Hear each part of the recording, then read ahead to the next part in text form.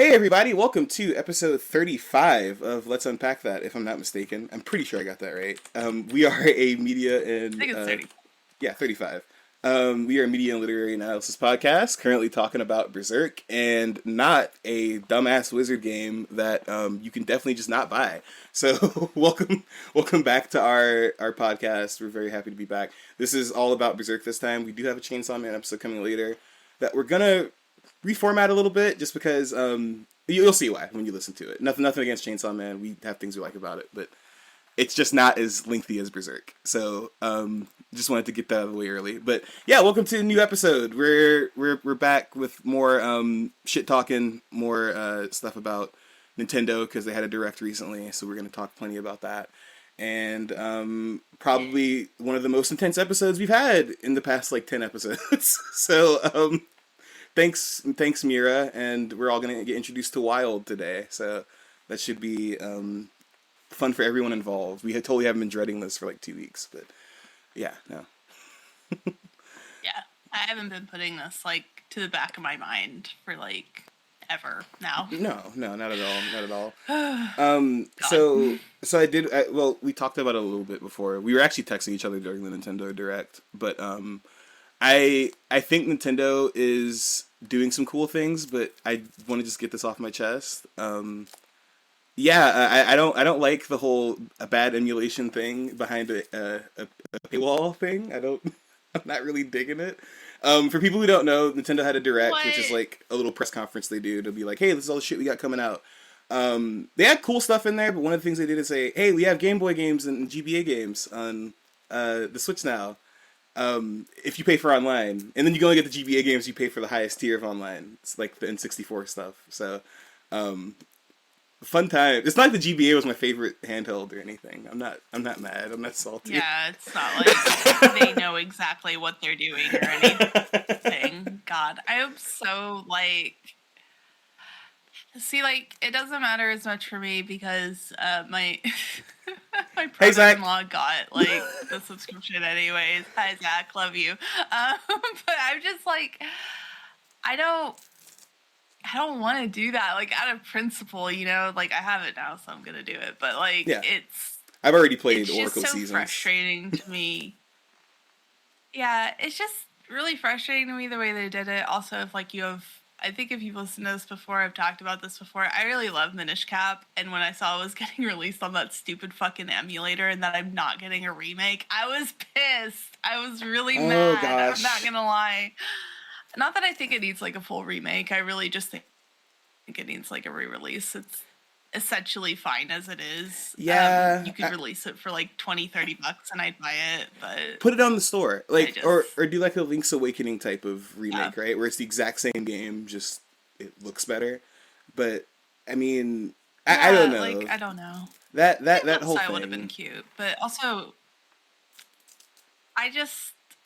I don't know. We got to that part of the Direct, I was like, of course they fucking put my favorite, Zelda game that, gets neglected on the fucking emulator behind, a bigger paywall. Of course they did that. Why would I expect otherwise from Nintendo? And it's funny, because I don't know if you should be more mad at Nintendo or Capcom, because I know that's, Capcom made that one, point. Which is so funny, because, of course, Capcom made it. They're amazing, but they made it. I think that's kind of fucked up, because people have been asking for a Minish Cap re-release or remake since the 3DS and shit. They're like, yeah, no, it's about time. Just give it back to us, right?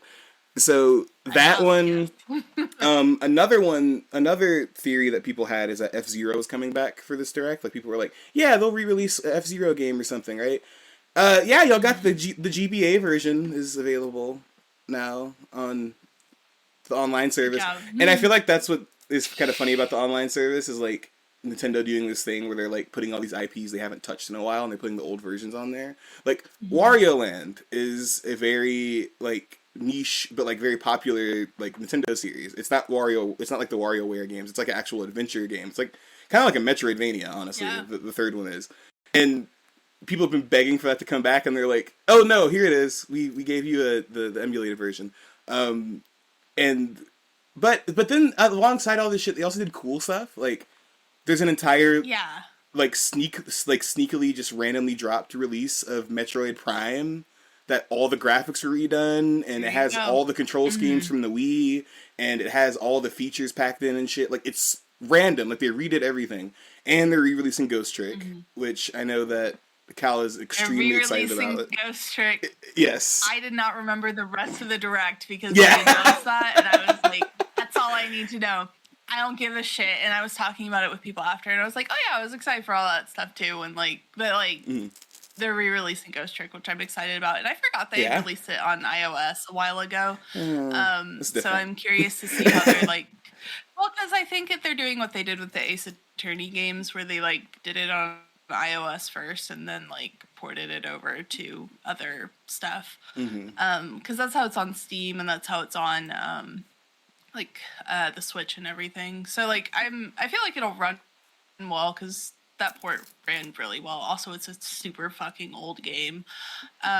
I'm really curious to see how some of it works because so much of Ghost Trick was touch based and it really played off of the dual screen thing.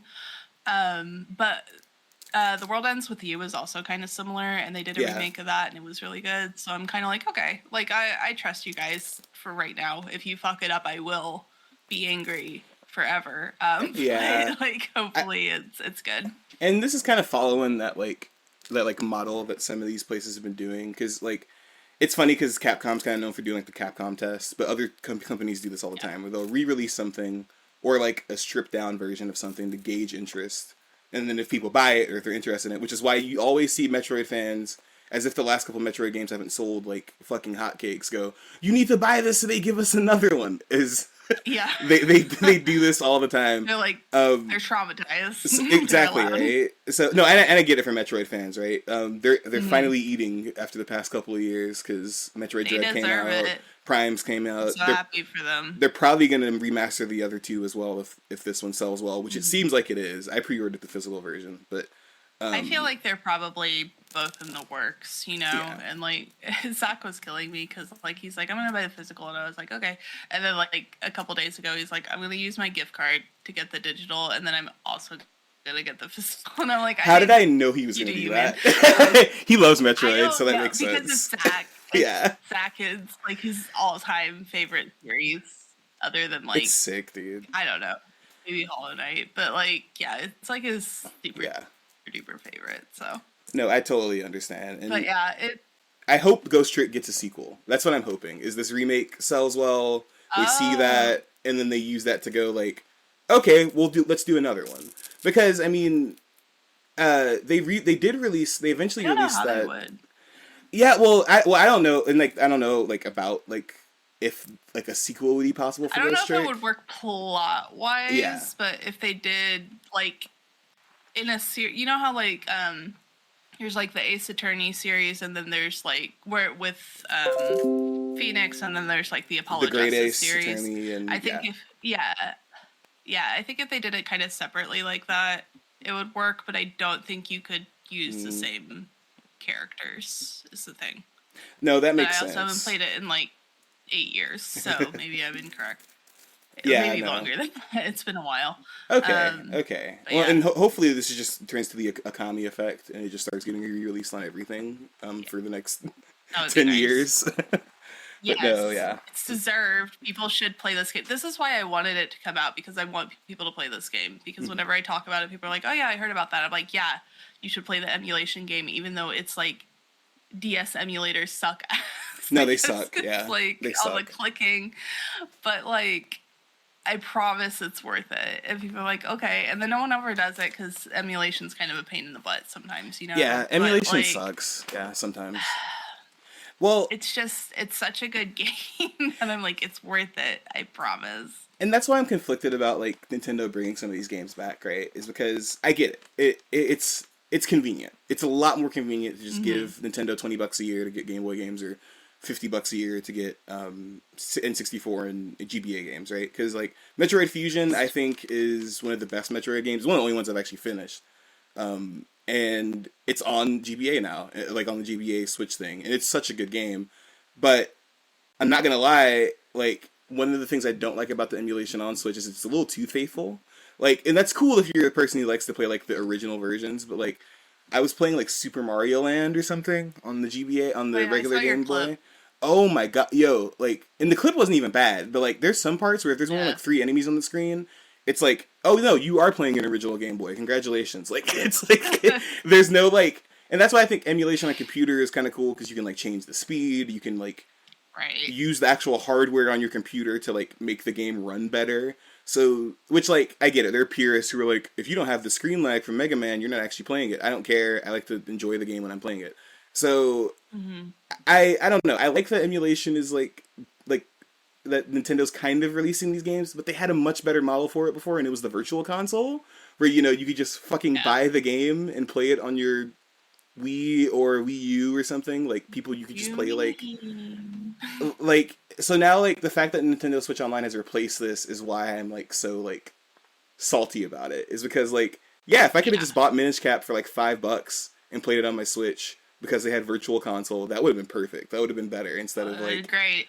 you know, oh, you got to pay $50 a year, and if you stop paying for this, you can no longer play this. Is kind of like That's what really pisses me off. I'm like, yeah, I mean, at least there's like good Game Boy Advance emulators, you know, because that one's a lot easier to do Yeah. than the dual screen touch, blah blah blah, you know. But like, Game Boy games are super don't easy know, to like- emulate. Yeah, yeah, it just like, in like, on principle, but also just like I don't like the idea of like not owning something once I stop paying for a subscription service. That's why I've been beefing up my music library for a while. It's why I buy a lot of physical media and also consume a lot through like you know like scan websites and stuff because I like having access to it. I don't want to pay for a subscription with like Shonen Jump yeah, and then have that taken away from me like it is with like TV shows and stuff when you have streaming services. And I would like to Yeah. get back on those too because Netflix is doing some fucking shenanigans. Oh no, I'm they sick backed of it. they backed out on God. it already, which is my favorite thing. They already Netflix was like we're taking away the password like thing. Like you can't share passwords. You got to go log in once a month. And immediately within a week, Yeah. like they folded. They said, "Oh, that was an accident. That didn't mean to go out. Sorry, Right. we're not doing it." Right. I think they shared something with like Oh, their gosh. Canada market though about like how they're choosing to like have you pay extra to have like extra computers on it or whatever and trying to like pitch it differently. And that pisses me off too. It's I'm like, shitty. no, that's not like why like and this is what Sasha always says about books. Like when people pirate books, they're either not going to actually buy the actual book or they're going to like it so much they recommend it to other people and go out and buy it, you know? Yeah. Like it's one or the other. It's the same with Netflix. Like Yeah. people who don't have a Netflix password are not gonna like go out and get their own Netflix account, you know? Like you can't just cut that off. The reason people are leaving Netflix and they're losing money is because they're not prioritizing their shows, you know? They're not putting effort into them anymore. They're putting out all this crappy reality Garbage. stuff that doesn't work. It's not even enjoyable garbage and it's just bad. I've And I've then enjoyed like it's just half of what they've put out like recently in Yeah. the past year. The Circle is old hat. I don't know why they're still putting it out. I've enjoyed. I only enjoyed.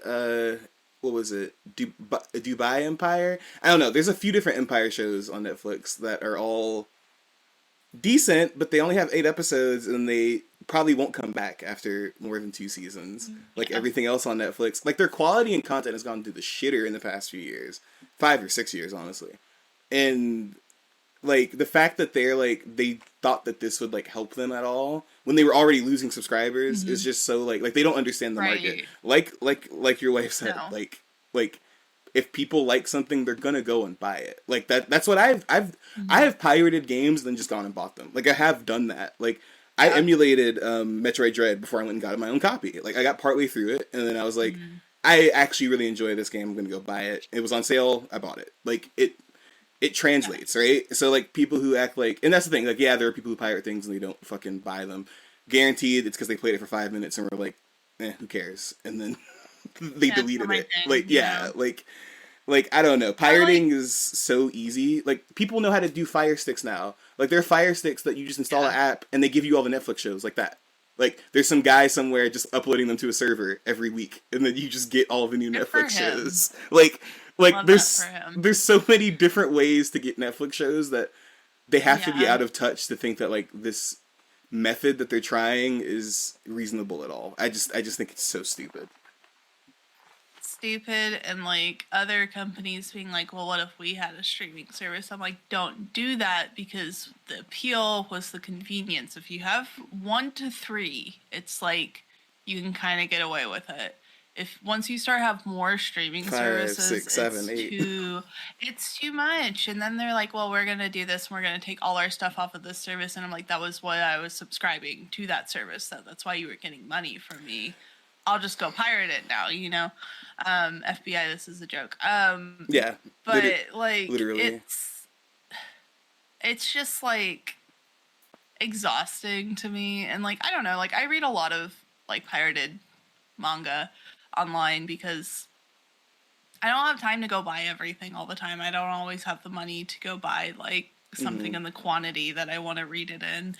But like I binged like all 11 volumes of Lady of the Lustrous, and I love it, and I'm already working on collecting it like slowly secondhand. So like I'm working on it, but like it's just like,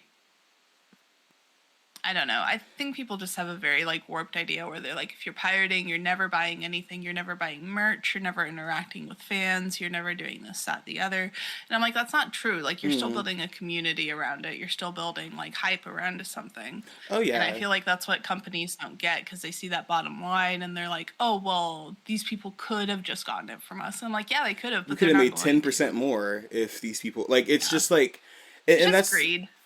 and that, yeah, exactly. And I mean, personally, the people I know who pirate the most have some of the most biggest fucking physical collections of things I've ever seen. Like, okay, like behind us, I probably read like up to here in Berserk. This is like volume 3, right? I probably read up to there before I started collecting them, and now I've collected way past where I read, so now I can fucking read the rest like physically, right? Like, that's the power of like getting people to like view things, and like if they want to buy into it, they'll get it. Like, I don't know why, like I feel like this just kind of reminds me of like a like anecdotal thing I saw the other day, where I might have mentioned this on the last episode too, but like kids don't know how to like pirate or anything anymore, right? And it's mostly because a lot of them are being told like, this is illegal and bad, don't ever pirate. You're like stealing money out of people's like mouths when you pirate. Like they just tell them all kinds of wild shit, and half the time that's not even like entirely true. Like a lot of the times when you pirate a lot of stuff, like you're not pirating like Undertale within the first like week it came out, right? Like that's not the type of stuff we're talking about. Like it's like a multi-million-dollar video game, like that you want to maybe see if you want to pay $60 for it. Like you're like, maybe I want to buy this, maybe I don't, or maybe I'll wait for it. Also, and, like, right.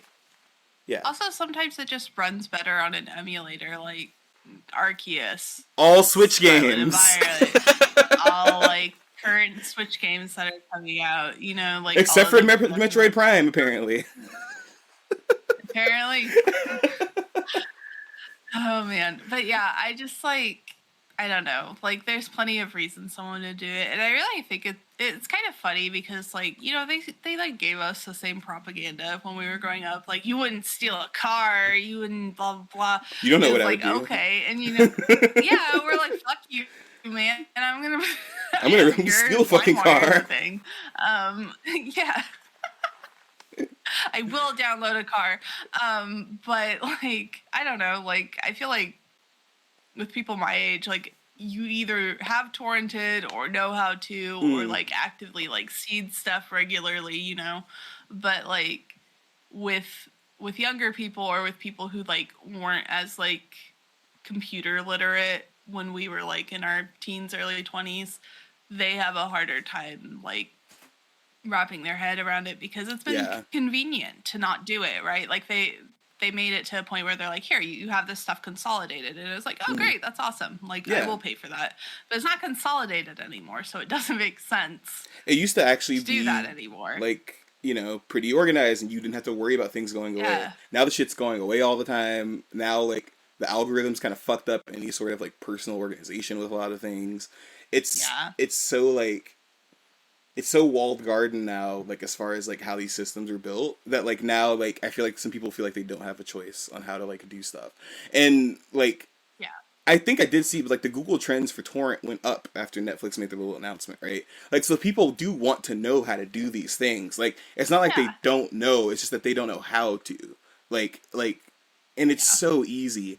But like and I feel like that's like why some of these online services are doing the opposite of the effect they think they're having. Like whether it's Nintendo Switch Online, even PlayStation Plus. Like I've been a PlayStation Plus subscriber for years and I still don't like it because some of the games I won't fucking have after if my subscription runs out or I can't play online and shit like that, Right. right? But like I feel like all of these services are just pushing people more and more to like just get hard drives, download all the shit they want. I see people talking about Plex servers more and more every day, like because like you can just go put your own shit on there and then boom, it's there.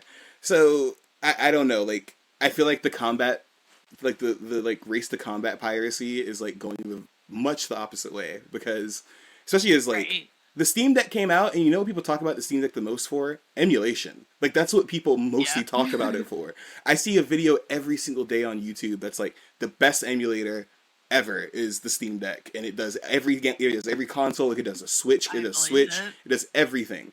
And like if that doesn't say something like the game industry, it's like yeah, people will find a way to get your shit. Like there were way more guides on emulation because of the Steam Deck. Like Steam even has like deleted screenshots and tweets where they had the Yuzu like Switch emulator on the home screen for the Steam Deck because they know that people are gonna that's what they're gonna use it for. So like instead of like combating it, like I feel like there's just easier ways just let people like own the things that they want. Like bring back the virtual console, just give it to me. Like I don't like bring back DRM free stuff, like even some Steam stuff. Like some games have Denuvo on them and you can't fucking access them or you can't like play them offline. Like it's so many like weird like things that they try to keep you attached to the internet that I feel like it's just gonna have the opposite effect. Like I already see myself like Yeah. I have several HBO Max shows that you can't get anymore unless you buy them off of iTunes just sitting on a hard drive. And I've watched them and now I'm like, okay, I'll keep them because I don't know if I'll be able to watch them again anywhere else. So Right. yeah, it's I don't know. So It like is what it is. Yeah. another point is like the remakes, right? So Etrian Odyssey is getting re-released, right? Which is Yes. like for people who don't know, it's like if you think it's kind of like Shin Megami Tensei, but it's like if you mix that with like map building, like you kind of like have to like map out dungeons, heavy dungeon crawling. There are several. There's actually Persona spin-offs that are Etrian Odyssey games, right? Like the Persona Q series are Okay. Etrian Odyssey games. So I was like, okay. hell yeah, this is great. Until I found out the shit costs fucking $80, like on both PC Yeah. and Switch. It's $80 fucking dollars for 3 old games that were on the 3DS. Like fuck off. Like I don't want it anymore at that point because it's like I'm like okay, well I guess I'll just wait for that to go down in price in 4 years. I'm not racing to go get that because I was so excited watching that trailer. And then I checked Twitter like 5 minutes after the direct, and people were like, "Yeah, off sale, it's gonna be like $85." And I'm like, "No, I'm good." If for a digital product too, like, nah, get the fuck out of here. I'm not, Yeah. doing that shit. It's I don't know. I don't know. I feel like the direct as a whole was really interesting because there was like some really solid stuff, but there was also some stuff where I'm just like I feel like that's kind of a crazy choice, but okay.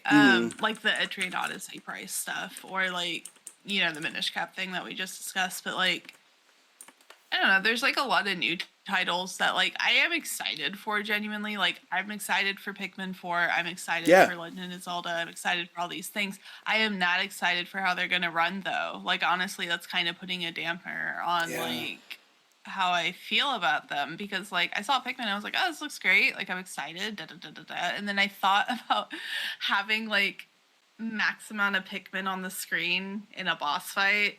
And I was like, oh god, that's gonna run like shit. It's gonna be I worse can't than when we imagine. played Cult of the Lamb.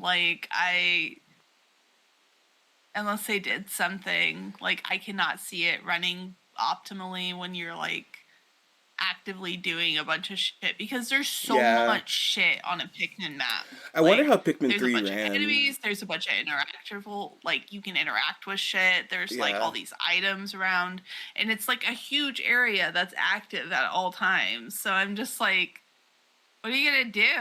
Like, it's just kind of insane to me. And I didn't even think about that because, like, yeah, you're right. Like, Pikmin is, and like, say what you will about the Wii U, but I don't remember the Wii U having these problems with most of its games, right? No, I don't either. Because Pikmin 3 was on Wii U, and I know it got re-released for Switch, but like, I was watching like some YouTuber review it the other day, and it looked fine. Like, it looked like it ran great and everything. Duel 1. I'm excited to get into that. But I will definitely probably have more fighting game talk next time. But I have to save up my energy for the absolute batshit insane stuff I'm gonna read for this chapter. Yes, guys, this is a Berserk podcast, as we regularly remind you, not just a video game and bullshit podcast. I feel like sometimes I just have like I just miss like the Super Best Friends cast, and I'm like, yeah, no, let's get some of that energy in here and just talk about video games. Yeah, but we're just talking shit. we do have some Berserk to talk about today, though, and it is all good Berserk stuff. Definitely not terrible things that we have been dreading as hosts of this podcast. But I'm gonna do a recap real quick. Last chapters were full on action, a lot of cool stuff happening. As you can see, if you're watching this on YouTube, if you're not watching on YouTube, go ahead and scroll through like the actual chapters. I promise it makes this more fun. But we had this sick shot of Guts last time, covered in blood after busting out of that tower that Griffith was held in. But yeah, if you want a more in-depth on this, more in-depth analysis on this, just go check last episode. I'm going to run through this real quick. But we met the Bakiraka, totally not racist band of mercenaries that we met, who had a bunch of, headdresses and dressed like they were definitely not from the Middle East. And they were sent after the Band of the Hawk after they exited the tower that also held a bunch of other secrets we learned about previously. So after they were sent after them, the Band of the Hawk went back to the previous entrance that they came through that was in that weird underground tunnel that was through a graveyard. Guts had to kind of stop losing his shit for a little bit. So Costco wiped his face, told him to kind of, at least wipe yourself off, because, you're scaring the shit out of people in the room. Just a quick tidbit, Griffith saw this and didn't really like it. That'll come back later. Anyway. I think it's fine. Yeah, everything's fine. This is definitely not the look of somebody who is fucking angry. So the band gets back into the tunnel. Everything seems to be going fine, but they're being followed by the Bakiraka. As they're going through the tunnel, they notice that things aren't quite right, and boom, we see one of the scariest panels in all of Berserk up until like maybe 5 chapters from now. So, I'm sorry, until like maybe 2 chapters from now. Let's be real. 2 chapters. I was gonna say let's not downplay. Ourselves. Oh gosh. So the leader of the Bakiraka was perched over them, was able to take a couple swipes, scare the shit out of everybody. But in the confusion, his frog-faced friend also tried to take a couple of shots at everybody with his little trident before scuttling away in one of the funniest swimming animations / panels I've ever seen. And in the midst of all this chaos, the princess was shot with a poison dart because she was trying to protect Griffith, who the dart was actually meant for. And as I keep looking at this, I thought it was kind of funny because it looks like the dart was going for his head. He has a helmet on. Anyway. So the princess falls to the ground, and the rest of the group notices that she has been poisoned after the leader of the Bakiraka pops up and is like, yo, we didn't mean to do that. After Guts swiftly takes care of the guy who poisoned the princess, right? So the leader of the Bakiraka is like, all right, listen. You hand her over to us. We will guarantee her life because we have the antidote. We'll also get killed if everything doesn't go right here. So just hand her over to us and we'll get back to the killing, right? So after a little bit of banter, the Band of the Hawk decides hand the princess back over. So, they lost her, right? So they had no other choice or else she would have fucking died. She tries to say one last word to Griffith as she leaves. He tries to utter something to her as well. And, they part ways. So the female member of the Bakiraka takes her away. And then afterwards, they get to fucking fighting. Mr. Trident Man tries his shit some more, scuttles away. A few other things happen. But after a while, somebody starts chucking harpoons. Totally normal thing for members of the Bakiraka, we learned as we read this chapter. And it gives our boys in the Band of the Hawk a little bit of a scare, right? But luckily they have Judo with them, who's able to devise a plan. And the plan involves, kind of... Well, at first they put out the light for the tunnel to confuse the harpoon guy. Judo's able to spot him using sparks from his daggers and takes him out. They're also able to take out the guy on the top of the tunnel as well, and his little frog-faced friend. And yeah, so that was everything that happened last episode. It was mostly action sequences. A lot of a really cool action sequence, in my opinion. Probably one of the coolest ones we see.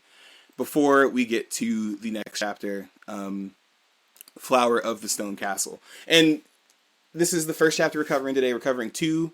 And you are correct. There's still one more member of the Bakiraka left. So the female member's gone. We don't know where she is.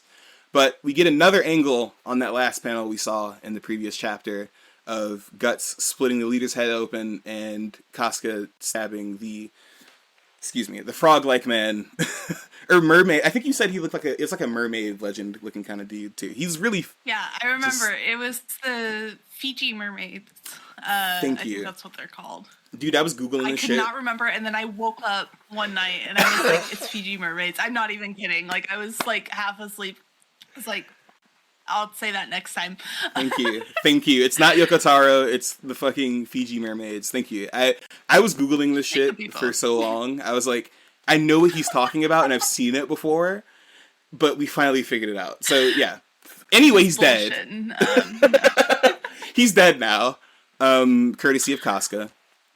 So, the group kind of, wipes the sweat off their brow, and, they start congratulating Judo, specifically Guts. He's like, yo, Judo, thanks, man. You saw the enemy's position with the sparks. That was really awesome. And, Judo's like, yeah, I wouldn't have got the idea if it wasn't for that guy actually throwing the javelins. So, really glad that we were able to work that out.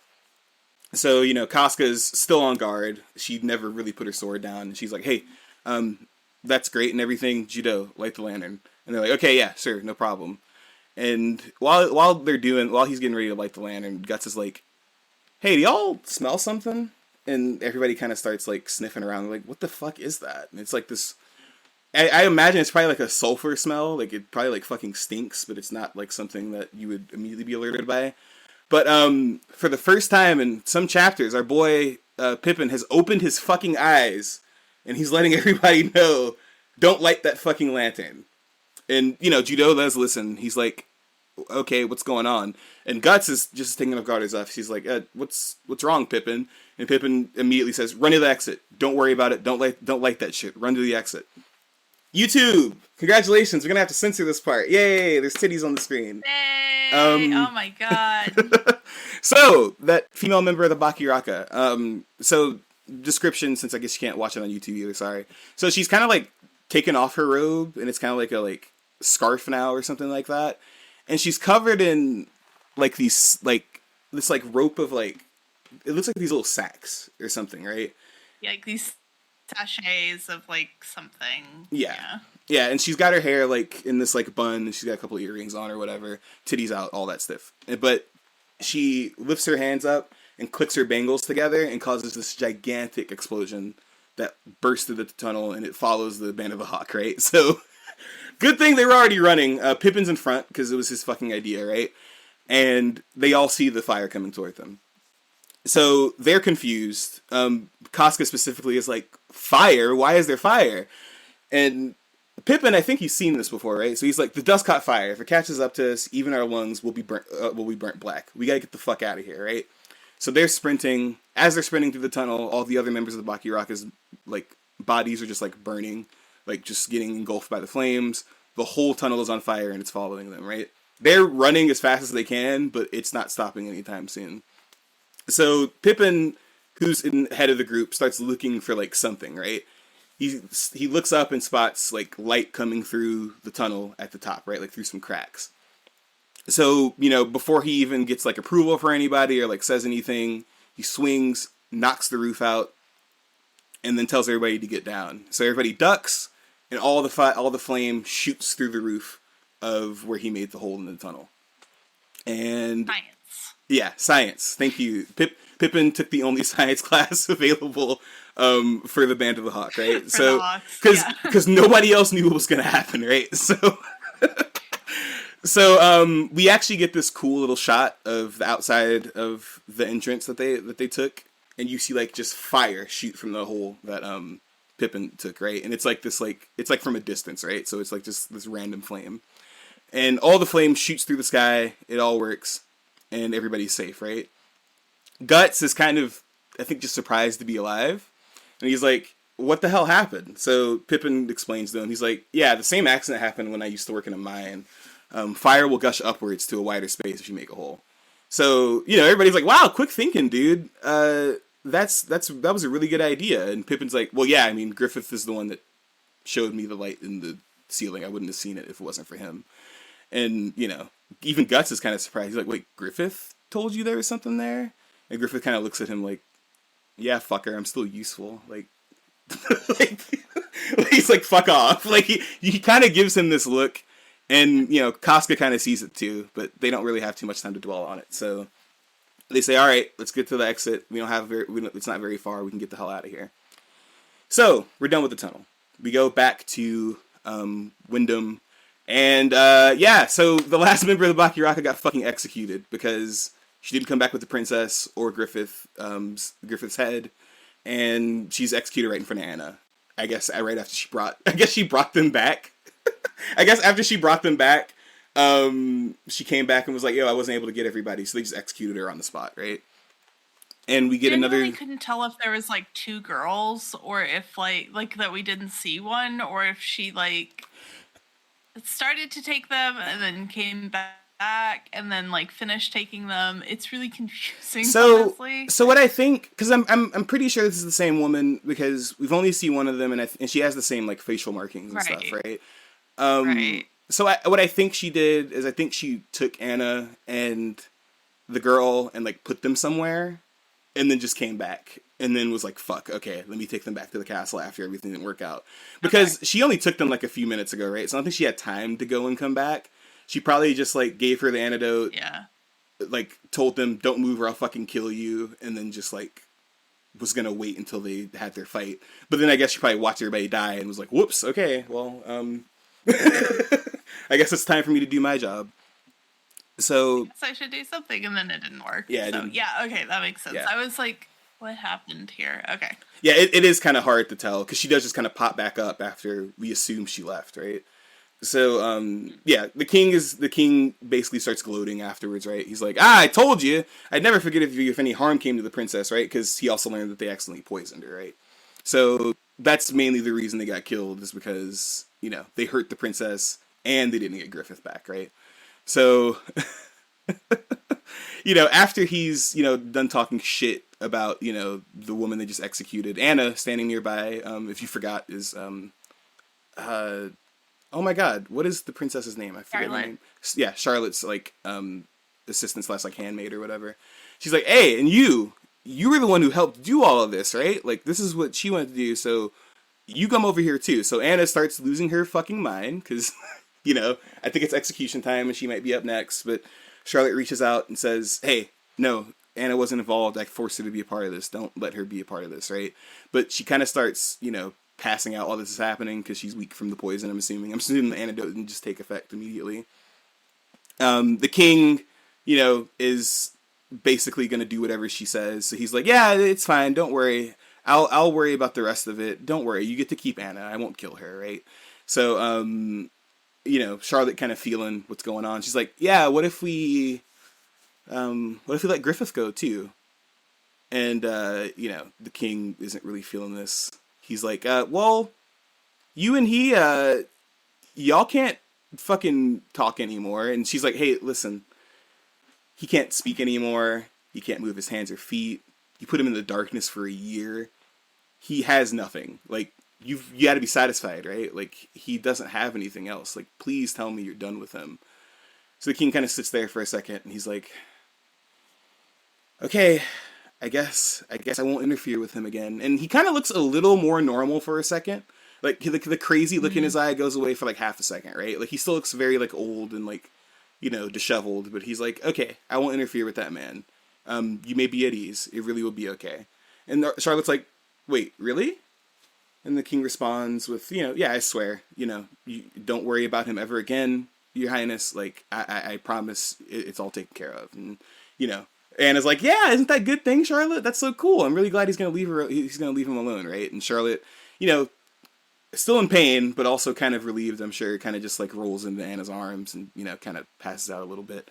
So, King's like, yeah, Anna's like, yeah, I'll see you to the palace. And, she tries to take Charlotte away. As they're going away, Charlotte thanks him and is like, thank you, Father, for, making sure that Griffith gets away clean. So, she leaves. A couple minutes pass. King kind of sits there for a second. And one of the soldiers is like, what would you like to do, Your Majesty? And all he responds with is, send out the black dogs. and yes, this is a very familiar moment. You'll remember the same thing happened with the Bakiraka.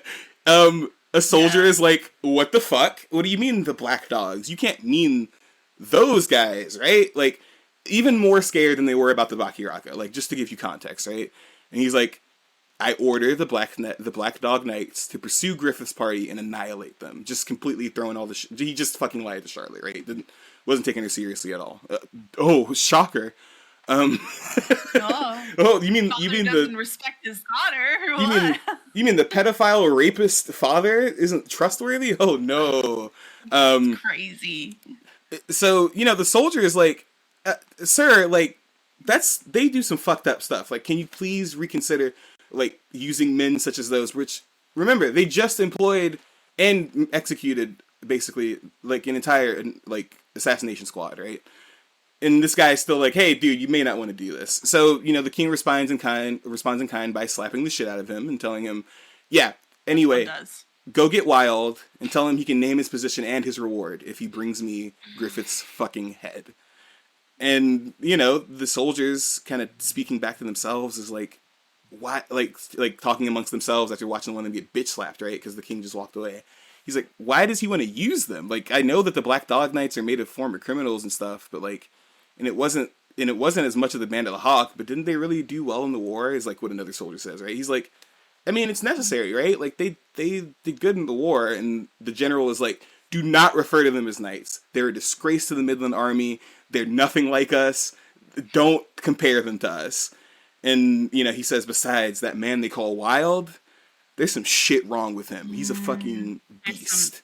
Deep wrong with him. Yeah, welcome to more YouTube censorship, everybody. Hey, you gotta just go. Be a lot of that coming up. I recommend everybody just go look these chapters up. It's mostly the rest of what I'm about to read for this chapter. That's basically all of Cal's chapter. Even though it has one of my favorite action sequences in it, honestly, in Wild's introduction. But yeah, so the next page we see is of Wild. This is him. He is kind of like a beast. He looks like a fucking like demon of some sort, right? He's really large, probably like twice the size of a regular person, buff as shit. And in this scene, all we see is him surrounded by women. One of them he's shoving his comically large dick into at the moment. And, he's having an orgy, basically. So it's like him and like 10 women in a room. We literally can't show this on YouTube, right? So yeah. So he's fucking all fuzzed out, doing his thing or whatever. And a guy busts in. He's like, hey, boss, we've got orders to move. And he's like, hey, can't you tell I'm fucking in here, man? I'm busy. Get out of here.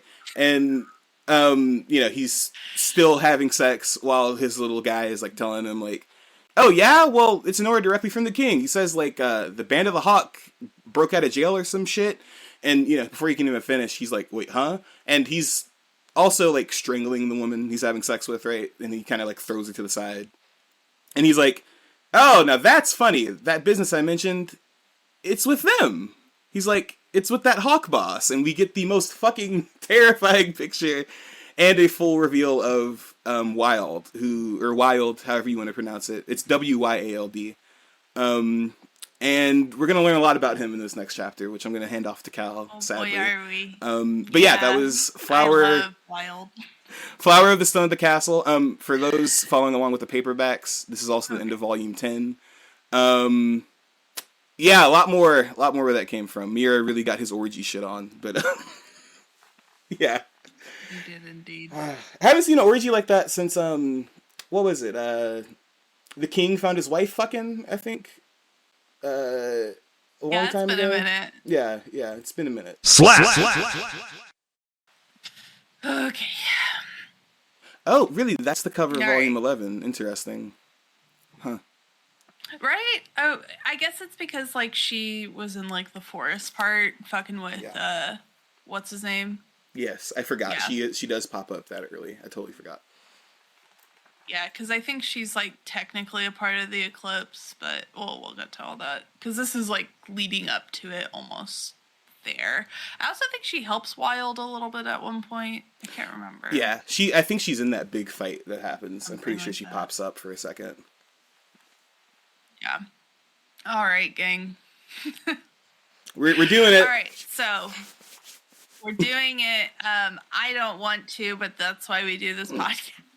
So we're going to. We're on volume 11 of like the slender volumes now, the like regular manga size stuff. I'm not sure where we're at anymore in the bigger ones. Yeah. Yeah. We're in like, I'm pretty sure we're this is like three or four in the big volumes. Yeah. Yeah. All right. And this is 59 if you're on our totally legal website. Okay. So we're gonna get right into it. This is Devil Dogs Chapter 1. We are only going to do one because you can only take so much Wild in one sitting. Wild's fucking nuts, if dude. I'm being Jesus Christ. very candid with you. So we're, oh wait, I'm at the wrong spot in my note. All right, so we're kind of back at the castle. We got this like fucking melted ass candle looking king sitting on his throne. He doesn't look so good. And he's kind of like reflecting because that's what kings do. And he's like, oh, Charlotte, like, she hasn't spoken to me. She, like, screams every time she sees me and I wonder why. cries like I'm a dreadful monster. Yeah, I can't imagine why, dude.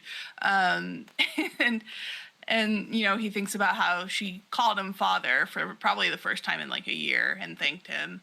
He's kind of laughing, and he's like, oh, I can't believe she's still calling me father when I, like, imprisoned, like, her lover and have gone mad with jealousy. At least he's self-aware, I guess. And he's like, she even like risked poison to like save him, but like I committed a deed lower than even the devils against her.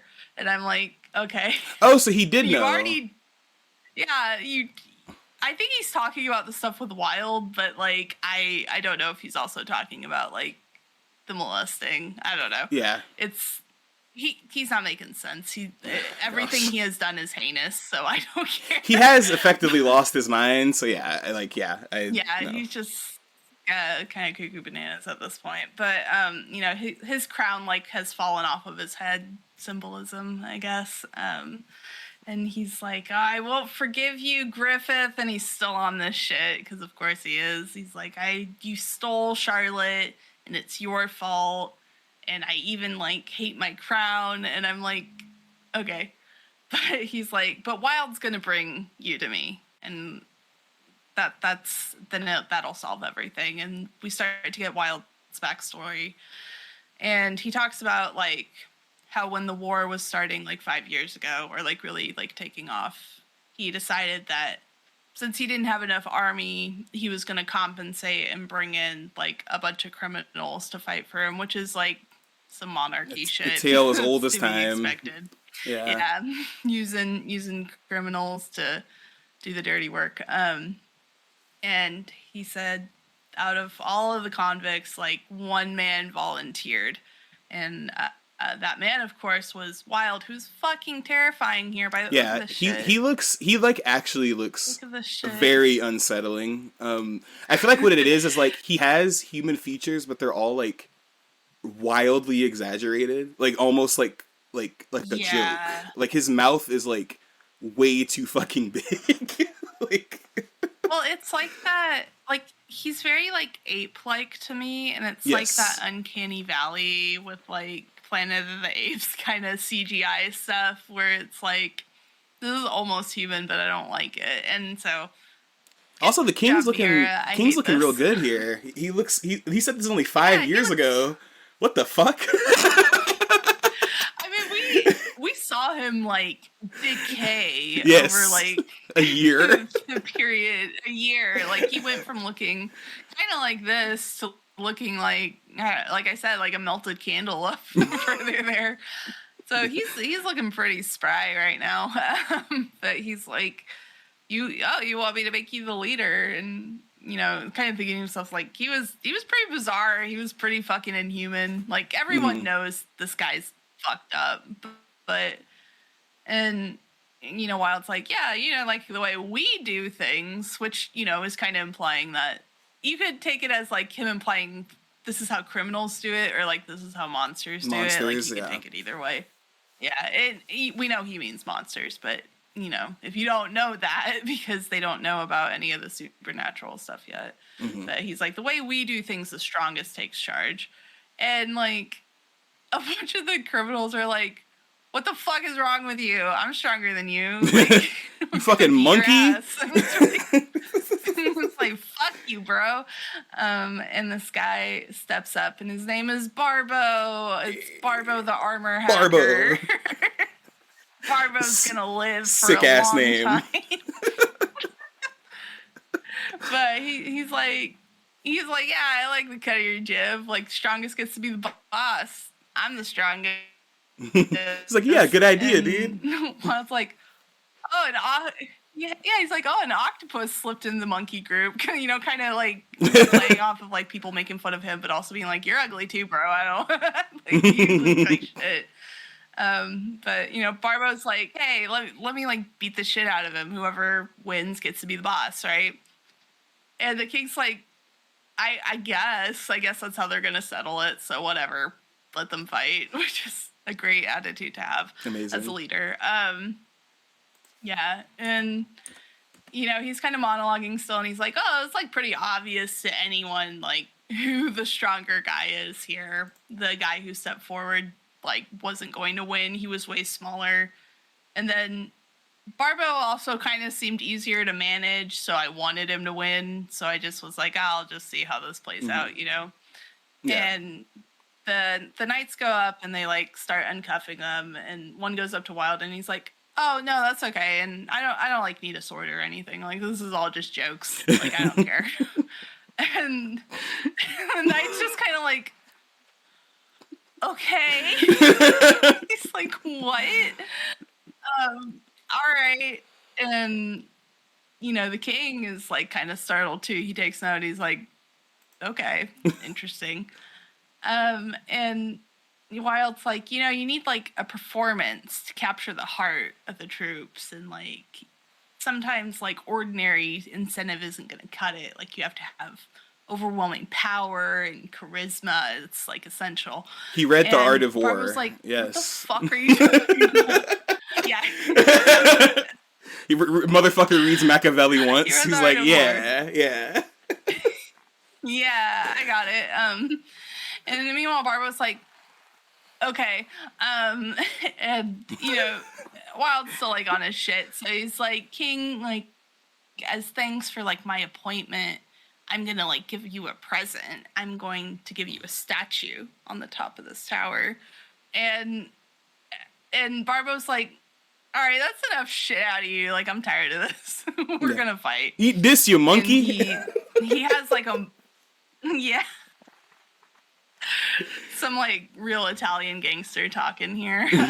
But he has like a huge mace and he's swinging at Wild. And then Wild reacts, and all of a sudden he's just like up there, and everyone's like, I don't know what happened. He was on the ground, and now he's dead. Now he's impaled. Now he's impaled on top of the roof. Amazing! Congratulations. Yeah. Yeah. That's you won. What happens. You know, and the King's still like Yeah, he won. Easy peasy. The king's still like reflecting on this, and he was like, it was kind of fucking unbelievable. Like, in an instant, Barbara was fucking up there. And even though like it had happened before our eyes, like it didn't feel real. It felt like a fucked up joke. And like no one could even like speak after it. Like everyone was just speechless. And, you know, like he said, he took control of the convicts and they all obeyed him because they were fucking terrified of him. Yeah. Through a charisma of fear, as the king puts it. A lot of rape we're gonna have to censor here too. We're also gonna have to censor this on YouTube. Yeah. Yeah, a lot of rape we're gonna have to censor. I should have warned for that. We'll put warnings. Yeah, always remember the content warnings, everybody. Yeah. Yeah, we've kind of had a little bit of a reprieve, but never forget. But yeah, he led the Black Dog Knights, and they were, just as violent and like did as much as like the Black Hawks, but were like even crueler than them. I would equate it to like war crimes, intolerable, like straight up like actual war crimes, like to the point of like because like the world of Berserk is already pretty cruel, and I feel like literally what they're trying to say is like, yo, our soldiers be doing shit, we kill women and children, they be doing some crazy shit. Like that's basically like the gist of it. Yeah, he's like, this shit was so bad that like even during wartime we were like, okay, goddamn. But he was like, whether they were on like enemy territory or in our own territory, as long as it was the battlefield, they would plunder, violate women, and butcher even the old and children. So they're just like being incredibly horrible about literally everything, and it doesn't matter who, as long as it's on the battlefield. So they were probably even hurting like people who were like peasants and like, the actual country. Had nothing to do with anything. Yeah. But, he's like, but like, instead of like rebuking them or anything, I just sent them like as far away as possible to keep them away from like me and like my army. Cause I was afraid of him. I didn't want to mess with that. But, he's basically saying like, like I did take advantage of the fact that they could fight so well, but I like sent them as far away as possible because I didn't want to deal with it. And, we're back in present day now, and he's reflecting. He's like, maybe he isn't even human. And I'm like, no. What? No. That's crazy. But, he's like, even then, that's like even more fitting that like, for the Hawk's windpipe to be gnawed through by an evil beast beyond human control. And it's like, okay, bro. He's like, just you wait, Griffith. Like, the hounds have been loose. They're starved for blood. It's the Black Hounds of Hell. And I'm like, all right. Yeah. Okay. Why do you have these guys again? And like, he just explained why. But yeah, he's like, because I'm terrible. Maybe you should. Yeah, because I'm a horrible person. Duh. That's why I still have them. They benefit me, so I keep them around, which is basically what we just got out of that. So he's by the way, he looks even worse than he did earlier somehow. At the beginning of the chapter. Just like, like he's just like in this rapid state of decay at this point. And it's like, damn, jealousy does a lot to you, huh? Yeah, jealousy is a bitch, Yeah, God. Okay, so moving on very briefly, we're at this kind of it's morning, it's sun up, and we get to a farm, and we find out this is where like the Hawks agreed to meet, like their first kind of point of contact after getting Griffith, and they switch off their horses for like a cart and a carriage, and they get him some clothes. And they're getting Griffith all set up, and Casca's like handling everything because she's still the leader right now. And she's like, we're sorry for burdening you. Like, you had to watch our horses, and now we're taking a cart. But like, here's the money we promised. Here's like repayment. Yeah, she's like, this is a lot, even more than I expected. So I'm sorry about that. And they're like, oh no, this is like plenty. We're just like happy to help out Lord Griffith. Like, he's our hero and he saved us and the honor's ours. Like, these are people who still think very highly of Griffith right now. They probably don't know shit about why he was in the dungeon, because most people do not. And so, like, to them, it's just, like, all of a sudden this, like, folk hero was gone. So, of course, they're, like, happy to help out. Yeah. And, like, the daughter of the farmer, she's, like, got these flowers, and she's all dressed up, and she, like, gives them to Griffith very demurely, and is like, here, and, like, I believe in you, and, like, whatever rumors I heard from the palace, like, You didn't do I that. don't believe them, because I don't think you would commit treason. LOL. But he's treason like, bad. but she's like, we all believe that. Like, you know, none of us think poorly of you. And her brother's kind of teasing her, and he's like, yeah, she got all dressed up and everything for you. And she's like, shut up. Yeah, sis got all dressed up. She's like super embarrassed. She got all dressed up for you. She's like, stop it. But it's just like cute interaction, and all of them, even Griffith, are kind of smiling a little bit. Yeah. It's very nice reprieve after everything that's happened in the past, like, probably like 4 hours, maybe max. So, you know, but Casca's talking to them, and she's like, don't tell anyone about this. Like, you all could be in a lot of danger. And they're like, we know, we'll be careful. And she goes to, like sit up front, but Judo is like, nah, like, go sit with Griffith, like, keep him from falling out of the cart. And, like, he says it this way, but he's really saying, like, go spend time with Griffith, because you have not been able to do that, and you should be with him. And she's like, I don't even know what to say to him right now. Like, what do you even... Because it's so different from what she's been imagining, and there's so much that has happened now, and she's just like, I don't even know. Yeah. Good and bad. Like, what to say anymore. Yeah. Yeah, and so... Mostly Guts bad. is kind of watching her, keeping an eye on her. Yeah, mostly bad.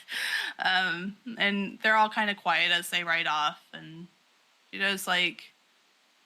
You know, like, this isn't a time for just saying, like, idle shit, but this, like, might be the last time we ever see this city, and a lot's happened if you really think about it. It's like, you don't even have to think about it that hard. A lot's happened here. But you know, they all kind of look back and are a little wistful for like a brief moment where they're like, yeah, a lot did happen. That was like city, their whole 20s basically. Yeah, no, like leading up to, like, you know, the highest point of their lives, and then rapidly, like, just completely falling out of that. But Griffith lets the flowers go, and it's very beautiful, and we see, like, a little glimpse of him, like, running across the pavement, and because he grew up. Judo's still talking. He's like, it's so distant now. Yeah. He did. He was when he was a kid, he lived there. We'll find out more about that later. Yes, but, we learned plenty. You know, he's also even in the state he's in, he's being like a little nostalgic about things. Yeah. So Casca's keeping a grip on him. Guts is like, I'm not gonna think about how that makes me feel, and they ride off. In the meantime, meanwhile, back at where we just left. All right. But, you know, we get some people ride up, and the girl turns around, and honestly, the minute I saw the girl, I knew what was going to happen, and I was not excited. But Wild's there, and he looks fucking terrifying. I do have to say, just like on top of like, I have very, very tiny praise for Wild, like, throughout this whole thing. But goddamn, why is he the only one who decided to wear, like, animal skin pelts and shit? Like, I like that, like, that's a notation for his whole group. Is they're the only ones I think we ever see wear, like, what is that? Is that like a jaguar? Where the fuck are those in this like world? No, like, what is? It's like an actual dog. Like, I don't think it's a wolf. I think it's like a dog. Thank like you. Domesticated dog. Okay, that makes way more sense. Sorry. It's like a terrier or something. Thank you. Continue. There you go. Yeah, I think it's like a hunting dog. No, it's okay. I was the first time I saw it, I was like, what the fuck? What is he wearing? Yeah. And then I like looked at it and I was like, oh, it's supposed to be like he took like a pet dog and like made it a pelt, basically, because it's not a wild animal. Which that's something. Wild's so great, but yeah, his group is very committed to their bit. You know, they look fucking terrifying. But, you know, he kind of saunters up to her and he's like, hey, can I, like, ask you something? And she's like, He's like, did a suspicious group, like, with a wounded guy, like, pass through here? And she is fucking terrified because, like, we've kind of seen this a little bit, but, like, if you remember with, Zod and everything, like, when you're around these monsters, like, it just, like, the fear, like, penetrates you. Like, you can't move, you can't talk, like, she's fucking terrified, and it's because of that, like, aura, which is another indication that he's, like, a monster. Yeah. And he's like, maybe I'll, like, get all riled up before, you know, the hawk hunt, and then... Fucking and then massacre. We cut to stuff we can't show on YouTube. Yeah. Fucking massacre happening. All her siblings get, like, decapitated, slaughtered. Up, and her...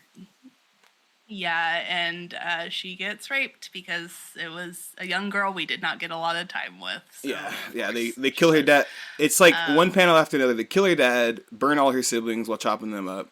They rape her, and then the last panel is him holding her dad's corpse on a sword while he rapes her, and his men are also raping people in the background while there are dead children's body parts on the ground. Yeah. So yeah, you know, you're not seeing that on YouTube. Sorry, I probably can't. Probably describing that will get this demonetized. I'm not even gonna linger on this too long here, honestly, because I don't like it. It's terrible. So yeah, let's get to the next page, and boom. We're done. Yeah. That was great. It was not as much wild as I was thinking, but also, like, it's too much any wild is too much wild. Yeah. Too much wild. Slap. That's the end of those chapters. Wow. Yeah. So that last chapter. By the way, that's the only thing we needed. Like, the whole trigger warning for was that last chapter. I feel like, as I read that, I don't know if Miura was, like, just thinking in the back of his head, my manga hasn't been too fucked up recently. Because I don't remember the last time somebody was, like, so, insane, like, all the assault in this thing was so insanely, like, disgusting. Because, like, it hadn't happened in a while. I don't even really entirely remember. Because it was before the Band of the Hawk broke up that something, like, terrible like that happened. The last time you remember. I'm pretty sure it's what happened to Charlotte. But, yeah, that was, like, jarring. And it's one of those things where I understand, like, we talked about this, which is a plot point in Chainsaw Man too, right? Like, it's one of those things where, like, I get it. You're trying to get across these people are terrible.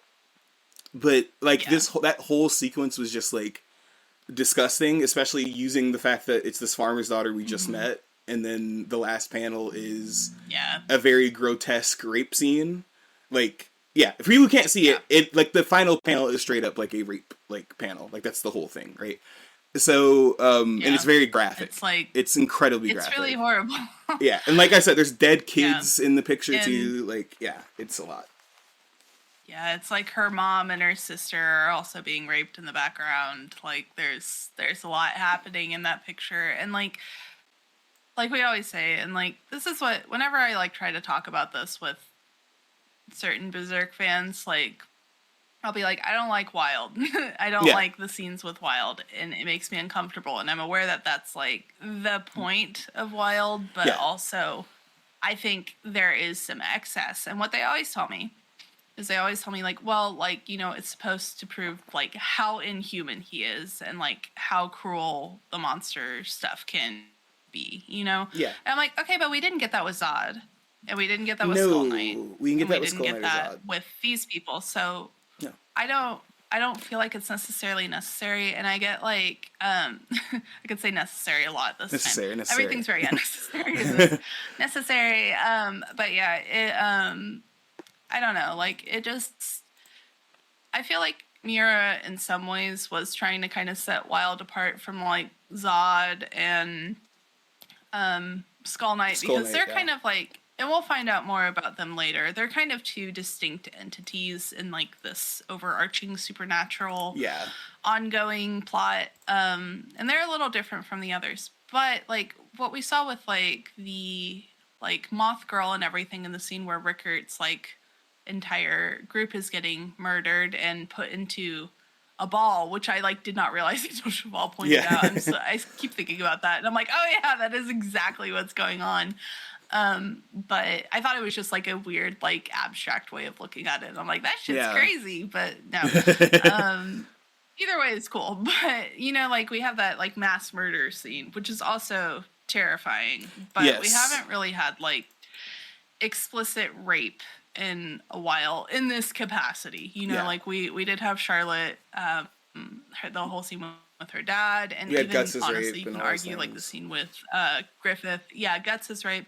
It reminds me a lot of like kind of the pre like reset where we had that like young girl who like got stabbed and then got turned into like a zombie, and like where it's that thing where like you meet a young girl and you're like, this is not gonna go well, like you just know it's not gonna go well, and then it happens and you're like, okay. And like I feel like, you know, it like obviously it's like, oh, he does all the war crimes or whatever, and like I think like you can still show that he's like raping women without like going in that as hard, explicit as like, it is, because like you don't. I feel like you don't understand like how intense it is, because there was some of this stuff where like a lot of kids die graphically in Berserk, which I am like actually surprised some of it got printed. I don't think some of it could get printed in like modern printing standards, but the same goes with the assault stuff. Well, like it's like no, go ahead. Like, do you think like it's I was just thinking about like some like I was thinking about like more like adult manga, you know, like a lot of seinen that is more actiony, and I'm like, would that be the case? But like a lot of the stuff I'm thinking of now that I think of it, like mostly is older, and like it's not really like kids getting murdered as much, right. Or like it's like a bunch of people and not just kids. Miura likes to kill just kids sometimes. Yeah, and he'll do it to show brutality. Like he did it with the very first demon we ever met, the snake dude or whatever. Like he was eating children. That was his whole thing. You're totally right.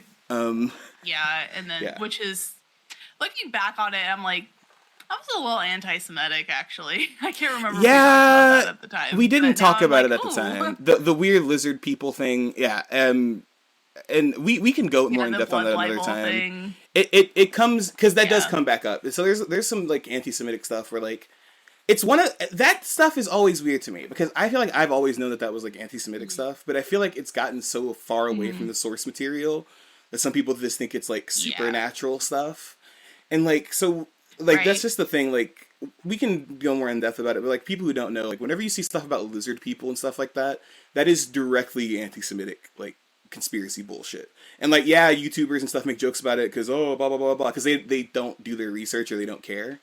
But that is a thing, right? And I don't know, like, that is, like, an anti-Semitic thing, too, like, ever so slightly. And then you have, like, these moments with him where it's, like, I feel like my problem with the way that Miura draws assault is, like, it's not enough to imply it for him, right? Or to show, like, you know, like, something terrible happening. I feel like he has to go as, like, extreme as he does. Because he always has, like, and this is going to sound, like, weird, but he always, like, because it is weird, he always has, like, these porn star positions going on in all of his rape scenes, right? And it's always, like, this thing where it's, you can't tell me he's not trying to be stimulating with it. And I feel, and like, I feel like he knows, and that's the thing, I feel like he knows the difference between the two. Because you have the scenes leading up to this assault, where, like, she's getting her clothes ripped off. It's all these terrible, like, men, like, making these terrible faces at her, and she's screaming, and, like, I feel like that would have been enough, right? Like, I don't think I need to see more than that. She's gonna get assaulted and raped. But then, like, he takes it a step further, and he did it in the previous rape scene, which is earlier in this chapter. It's like a smaller panel, but there's like 7 different like weird like porn star positions going on in these rape scenes, and I'm like, okay, Miura, like, if you're trying to show disgust, and I know that sex is sex, right? But like you're trying to show sex as a weapon, so that's why I don't understand why like all the women have perfect breasts and they're always like sleek and shiny, and, like it's hentai, like it pisses me off, because like I know what his intention is, but it's like he's playing into like, I need to have all my women be beautiful, and like even when they're being fucking assaulted, and Yeah. I feel like that also is just the result of like a young man writing this kind of thing, because like Yeah. I get it. You don't want to see like sex is supposed to be this pleasurable thing, but in this context, it's not.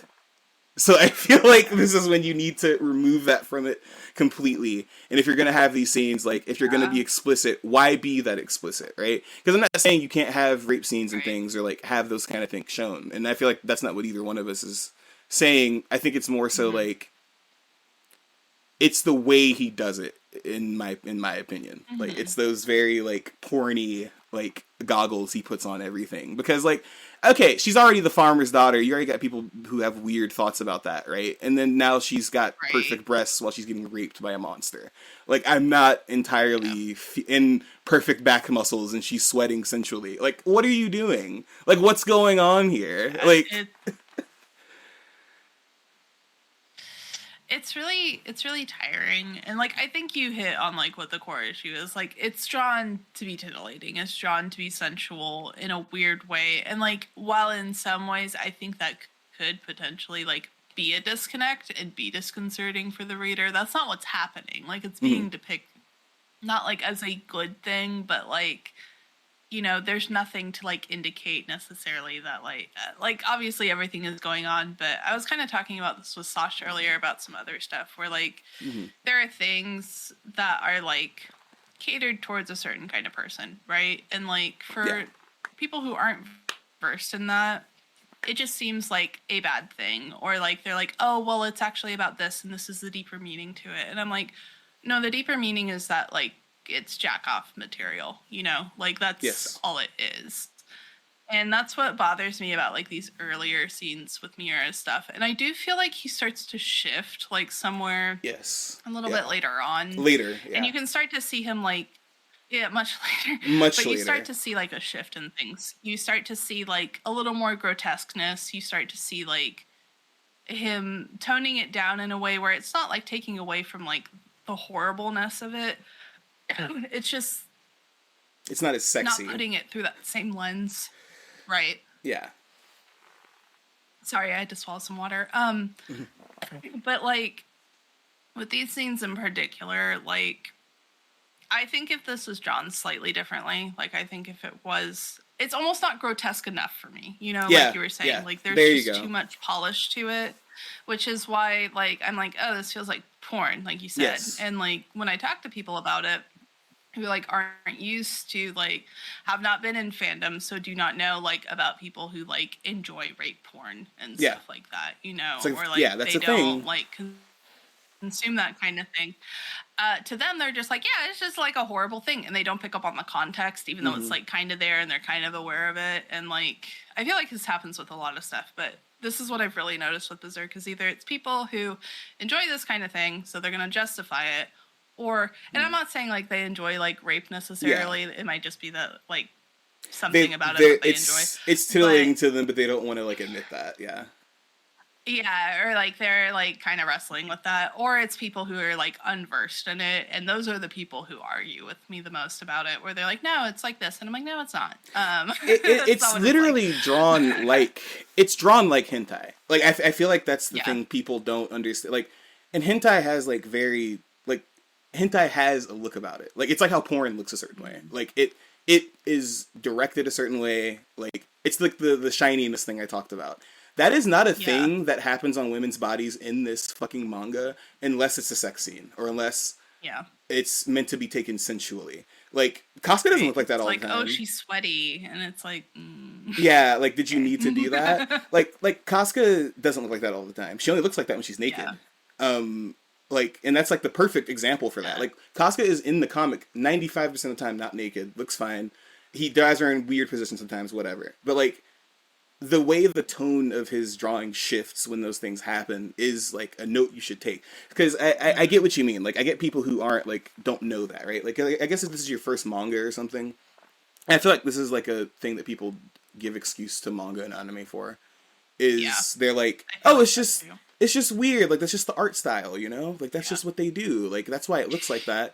No, that's not like a good excuse, especially because there are mangas and anime who do have like assault plot lines, and they don't like drag it out and make it like a like like a titillating thing. Like I feel like that's just the perfect word for it, right? Like it's not like, and that's the thing, is I feel like people want to do it where they're like, well, that doesn't take away from the point.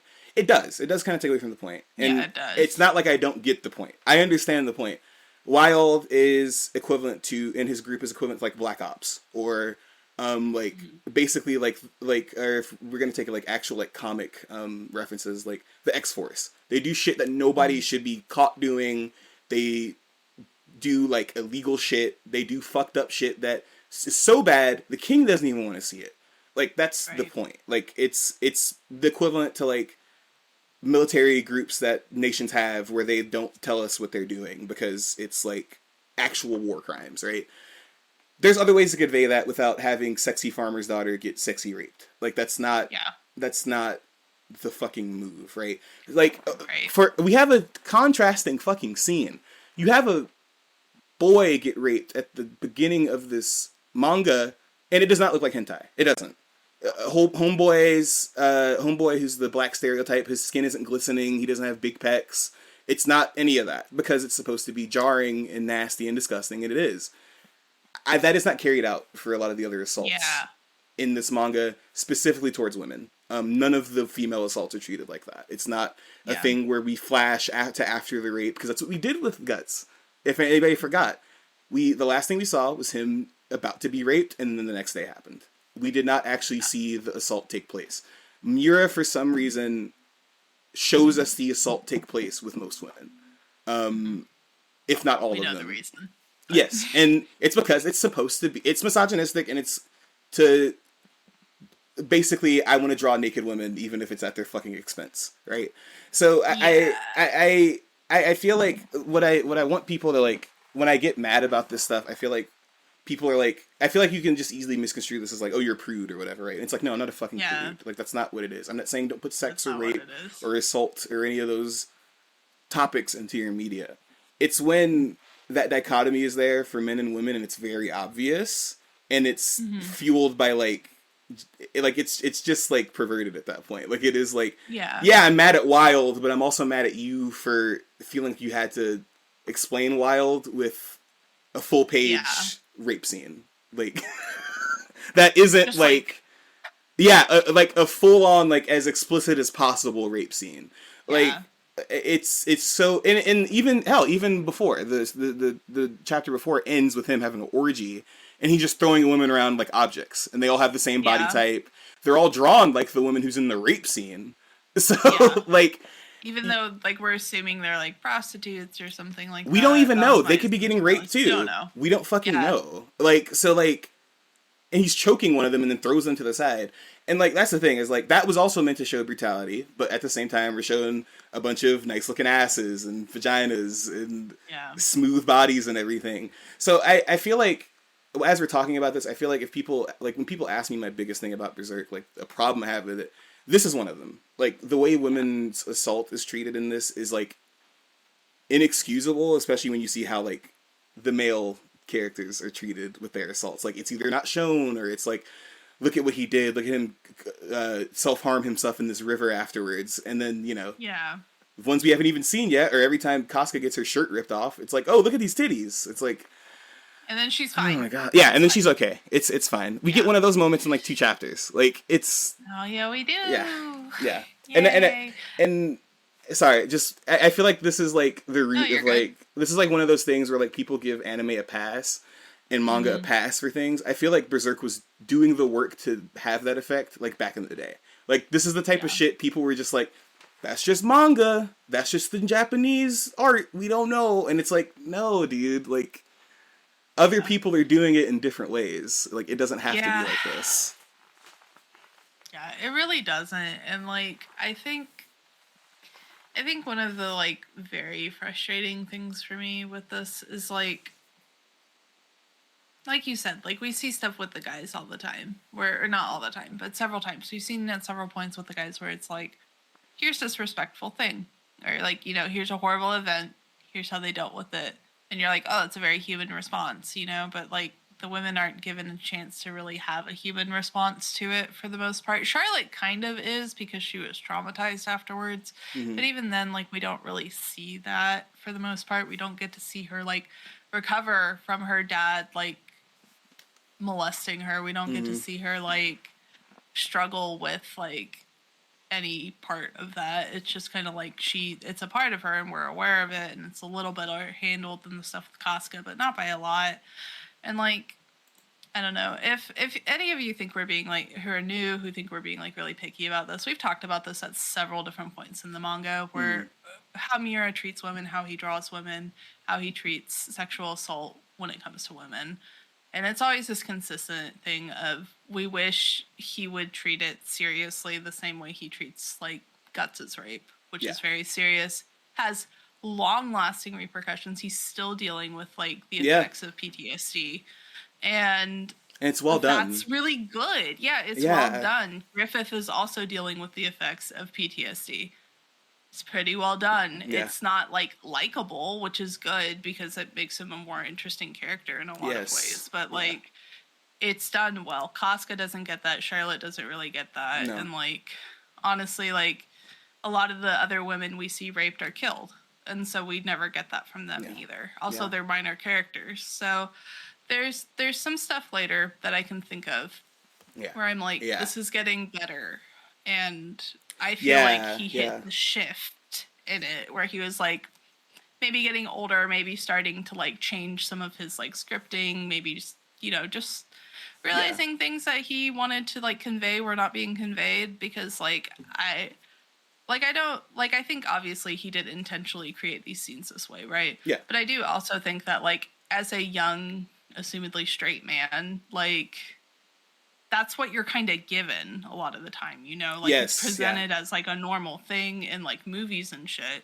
So why wouldn't you emulate that in your work if you don't have a lot else to work off of? And then as you get older, you start getting more to work off of, and you're like, oh, I could do this instead and not be, like, a hack about it, you know? Yeah.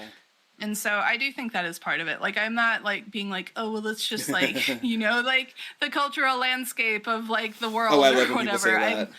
Yeah, like, and it's not even me being like, oh, in Japan, blah, blah, blah. It's me being like, no, like, in media, women are often depicted as, like, being assaulted regularly. Absolutely. And the damsel in distress thing goes further than just being captured. Like, it's so fucked up. And that's the thing, right? Like, it's one of those things where, like, I am picking on Miura, right? But at the same time, I'm picking on, like, that is, like you said, a big trope in media, is, like, that's how a lot of things are handled. And, like, every time I'm reading this comic, especially the early chapters, I'm like, how old was he when he was writing this? He was in his early 20s, right? And everybody's read art from somebody who's grown with their art. Like, that's how a lot of manga go. Like, a lot of manga, some mangakas start when they're pretty young, and they're still going into their 40s and 50s, and that's why the shit changes. For example, the one we're reading, Berserk, wildly different compared to how it started. From the people who have caught up, it's completely different than when it started, and it's because he was writing it until he was, like, 50. So, like, I feel like this is more of an example of, like, where were his writer chops when he was in his early 20s, and what were his media influences as far as, like, what was he trying to portray? And, like, yes, he was trying to portray trauma, something terrible happening, but what were his media examples at the time? Exactly. How do I show something terrible? Assault, and with a woman, because people will feel bad for the woman, but let me kill her off afterwards, too, because that'll make it even worse. Because, light spoiler. It's just fridging. Yeah, all those women that were raped in this last scene are also murdered and used as props in the next chapter. So, like, that's the thing, right? Like, it's not, like, I'm not saying, like, Miura solely came up with these ideas in his head, like you said, right? But I'm also not going to do this thing where it's like, those are just the times. It's a problem with media. It is, like, just what they choose to do with female characters, especially around this time with a lot of mangas. I feel like these are the moments where we, like, are on board with this comic, but then there are just things that happen where we're like, dude, like, and I get it, this is like a systemic issue. Like, women are treated like shit in media, like, even to this day. As much as people like to complain about there's too many women in in media now, and why is the main character female, and why are there trans women and things. Like, people like to complain about all that shit, whatever. Women are still treated like shit in the majority of media, as like props, and as there's a term called fridging that has been, running rampant in recent years. So I don't know. Use it a lot. You're welcome. and it's appropriate for this manga and other mangas, right? So I don't know. It's one of those things where Wild serves his purpose, and I get why he's there, but the graphic depictions of rape that have like tones of pornography, I just feel it's like, why are we doing this? Like, why are we indulging in the rape of a character that you only created to get raped? Like, yeah.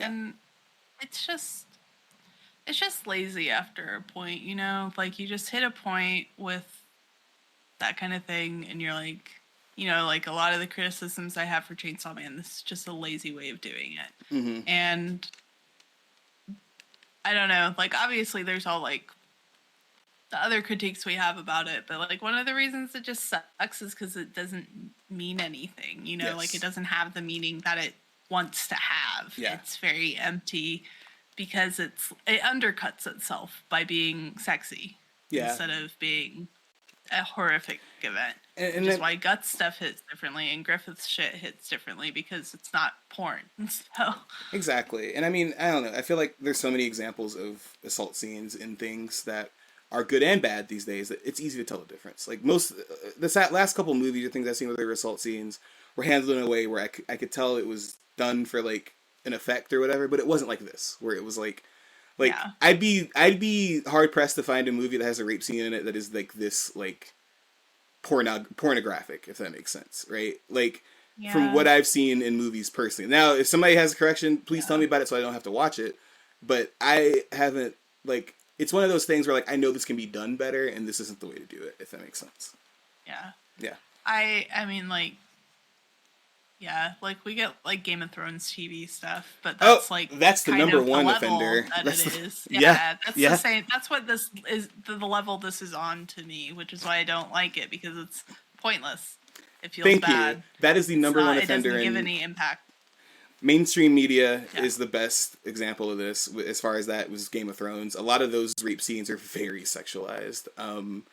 And I mean, they're just straight out. It's just porn. It's like straight up porn. And listen, like, I get you it. Can't watch it around your parents, kind of shit. I get it. It's HBO. They have sex scenes and stuff. Sex scenes are great. If your rape scene is porn, you should probably question what the fuck you're doing, right? And if the source material that was written by George R.R. fucking Martin wasn't even as ham-fisted, then maybe you should probably rethink how you did your rape scene. No. Like, I don't. No, what are you talking I'm just saying, to this day, the Cersei rape scene between her and her man or whatever, the fact that it was a rape scene in the TV show and it wasn't a rape scene in the book is where I was like, I'm good on this TV show, because in the book it was not that. It was the exact opposite. And then in the TV show, I guess they were like, we're on HBO, let's just do some nasty shit. Yeah. I remember people, like, being mean to me because I stopped watching after the Red Wedding shit, because I was like, this is nothing. This is excessive. This is not doing anything for me. Especially because they once again, another thing, they made more extreme. Yeah, and people got mad at me and, like, made fun of me for it. And I was like, I'm sorry I don't like your little TV show anymore. It just isn't that for me. Like, I enjoyed a lot of it. I watched for a very long time. Yeah. But at the end of the day, like, this is where, like, the buck stops for me. I don't want to keep going. And that's fine. I don't know why you're, like, clowning on me for it and acting like I'm being super sensitive. Yeah. So I've sat through a lot of shit at this point. Oh, there were some terrible things that happened before that. There were awful scenes in that show before that. And I had sat through a lot, and I just got to that point, and I was like, this is the most senseless, like, not plot relevant shit I have, like, seen up until this point. And, like, that was kind of around the time I was starting to, like, be a little more critical about the media I was consuming, and I was just like, you know what? I don't want to watch this anymore. And I totally understand. Red Wedding is one of those things where I hate the effect that had on the way people perceive media, right? Because I feel like now Yeah. some TV shows aim for like an event in the season of their show, I or they definitely feel aim that for way, like too. the shock factor thing. And the Red Wedding has its effects on the show, right? The whole point of it, spoilers, if you haven't seen God of War, if you haven't seen Game of Thrones or whatever, long story short, there's a massacre that happens that kills like half of the cast. It completely shifts part of the story because there are people that we assumed were like main characters and shit like that, and this is just the thing, and it's like this big shock moment, right? In the TV show, they took liberties and made it a lot more gruesome than it was in the book. Even though the plot, I think the plot, like what the fallout from it is the same, right? But even in the book, it wasn't really like good. And I know a lot of people will hate that, right? Like, I didn't think it was good because it was one of those things where, like, I feel like people don't see some of this writing for what it is that your plot has reached a wall. What do you do as a writer? No, I'm not going to move the plot forward. I'm going to have some shit happen that is so absolutely batshit insane that the plot has to change and the reader just has to go along with it. Yeah. And now I feel like the TV version of that has gotten even more boiled down to people are going to watch this season of the show. We have to have some absolutely fucking insane shit happen in it that is just gratuitous. Not because it advances anything, but because we need people to go online and tweet about it and go, did you see that pregnant woman get stabbed and then the dude get his throat slit and then. So, yeah, God, Game of Thrones had so many weird ripple effects on like TV media. It's in like bad ways. Did.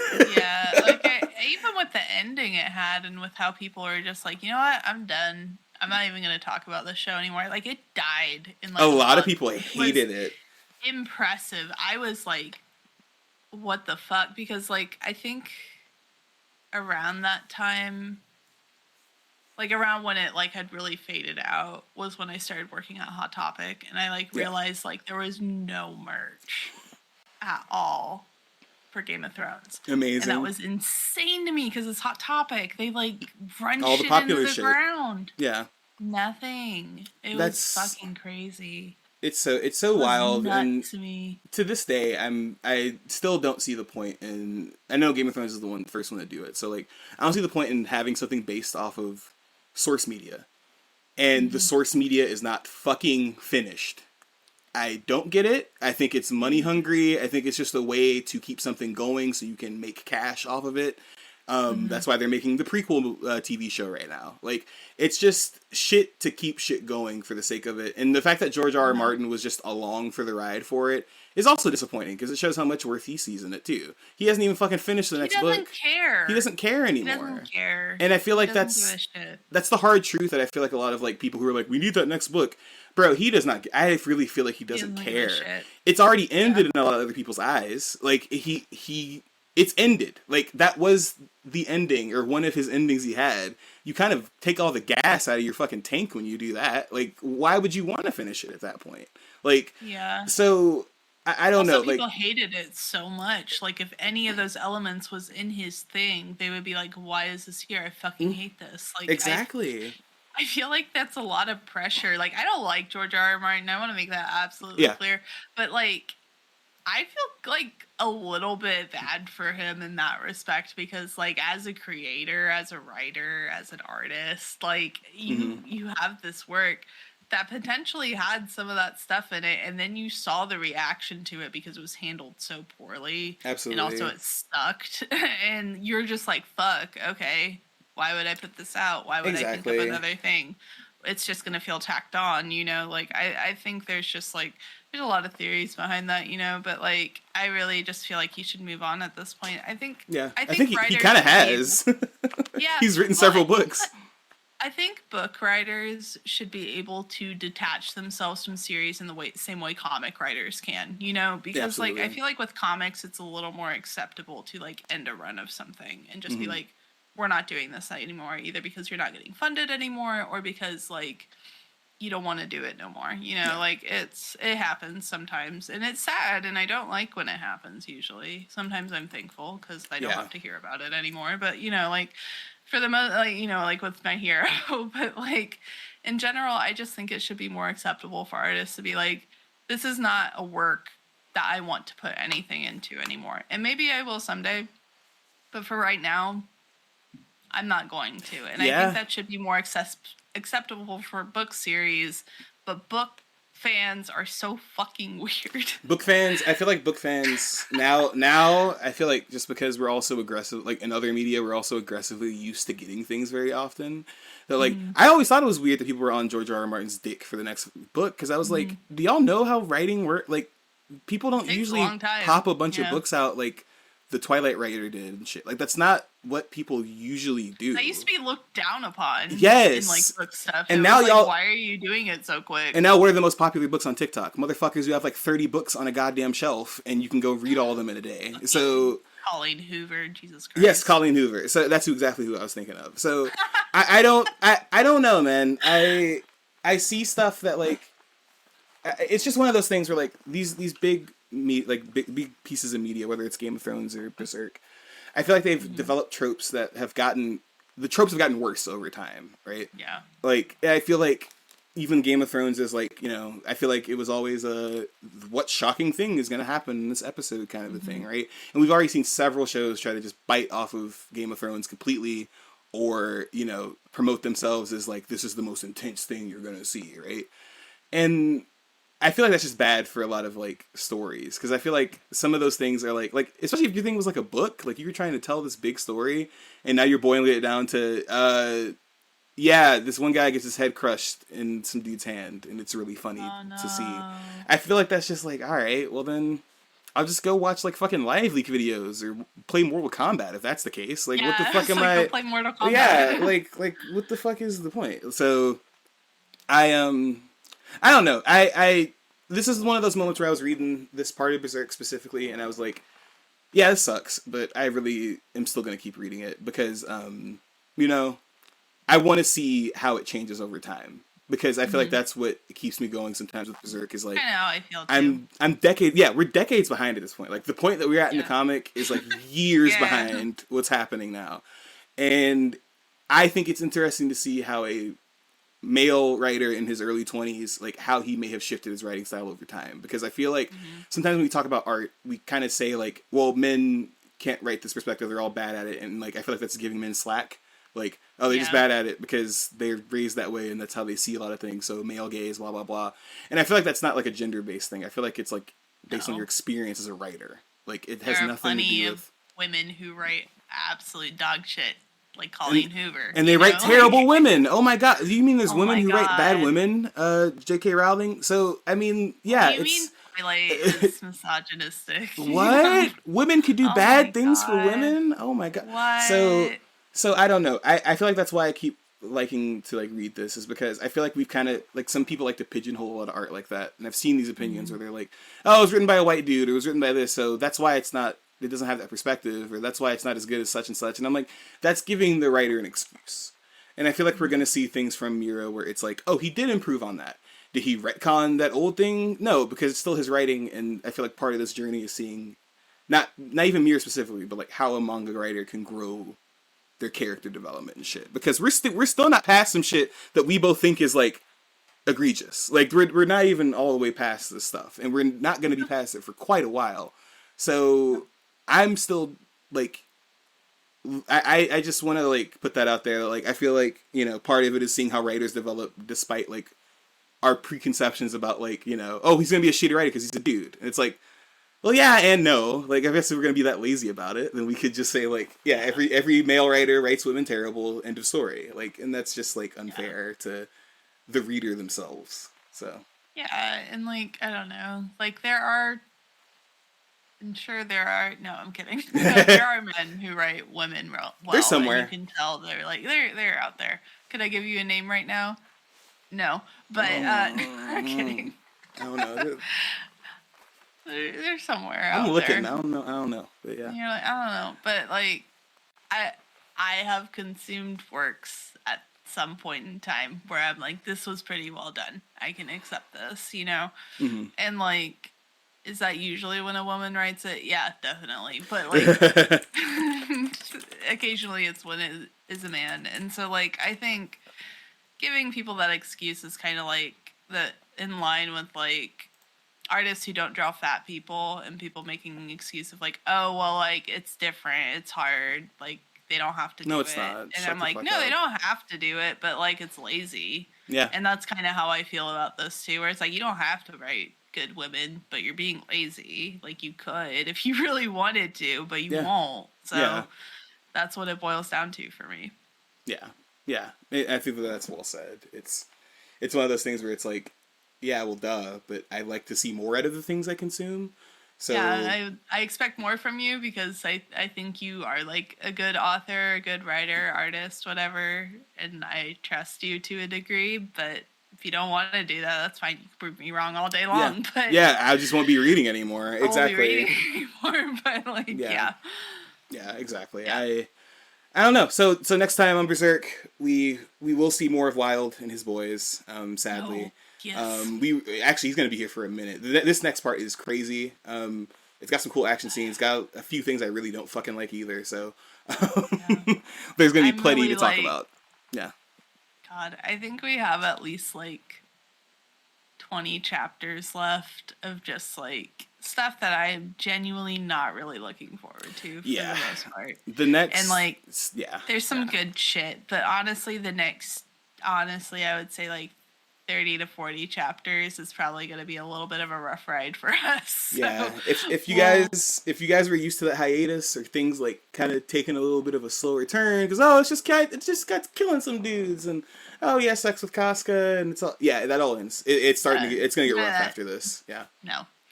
Yeah, if you were missing action happening, you're in luck because there's so much happening and a lot of it sucks. So not great. Welcome back to Berserk, everyone. We had a nice break. We had a good break, but Miura's back, baby.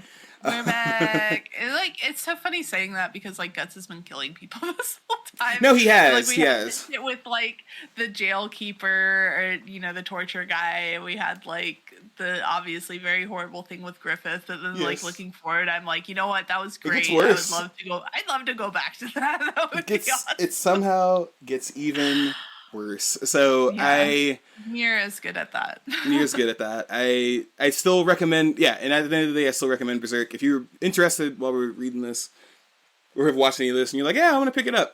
Go ahead and read it. Pick it up, read it with us. Go to the Read Berserk website. I think it's awesome to collect it because it's just really well made. I mean, you can kind of see in the background. I have most of them back there, but even if you do individual volumes, they're pretty easy to come by now, and they're pretty good quality. So. Yes, and they're much cheaper too. There's a lot more of them, but they are cheaper. So that is a way to get into it. Have a bookcase ready if you're gonna do that. But yeah. Oh, absolutely. So we'll be back next time with Wild and the Band of the Hawk getting chased by Wild, obviously. We will be back with some more Bunny Trails episodes as well. One of them was probably recorded during this episode. Probably. We talked about a lot of shit on accident. Yeah, talked a lot about stuff on accident. So, hey guys, feel free to reach out to us. I finally have our social media stuff on the actual video page. So if you guys are watching, it's all there. You have no excuses. But I'm going to say it anyway because I need to say this. By the way, we are officially on TikTok. We're posting TikToks all the time. We have funny little clips on there and stuff. And so if you guys want to share that. We also have a Tumblr officially. Yes, we have a Tumblr, TikTok, and Instagram are going to be our main places. Twitter. Only check Twitter for updates on if we're not recording or if an episode is out. The engagement on Twitter is so in the shitter at this moment that I don't see the point in continuing to spread information on there, mostly because nobody's seeing it. Like it's gotten to the point where Twitter is only promoting stuff by people with check marks, whether they be bot check marks or the legacy check marks they're about to get rid of, possibly. So I would just put that out there. Just put notifications on for that. We will not tweet from that very often, just to let you know. Our TikTok is... Oh, wait, I actually have the screen pulled up. I actually know where everything is. Our Twitter is let's unpack it. Our Insta is unpack that pod. Our TikTok is another Berserk pod. And our email is we'reunpackingit@gmail.com. You can also support us through Anchor, through the link in our description. We have a couple people who send us monthly fees, and we really, really appreciate you guys. Thank you so much.